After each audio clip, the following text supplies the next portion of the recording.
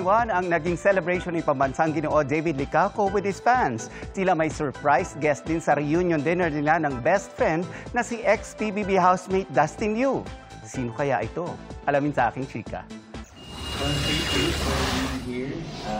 Nagsama-sama ang daan-daang David troops para i-celebrate ang dalawang milestones sa buhay ni David Licauco. 31st birthday niya kamakailan at isang dekada na sa showbiz ang Pambansang Ginoo. Marami raw siyang learnings sa kanyang journey. I think yung connections, the people you meet along the way, dito sa showbiz, alam naman natin na marami ka talaga may meet na tao, iba-ibang tao, at kung paano mo sila pakikisamahan. And siguro like yung hard work, di ba? I mean, for a person to reach his goals, kailangan talaga yung hard work. And sa showbiz, alam naman natin na it's a long journey. Recently, nag-dinner si David with bestie and former PBB housemate Dustin Yu.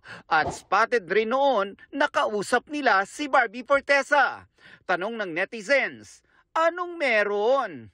Ano to? Kasama mo si Barbie o ano bang nangyari? Hindi, kasi galing kami sa GMA, kasi we had a shoot for the station ID.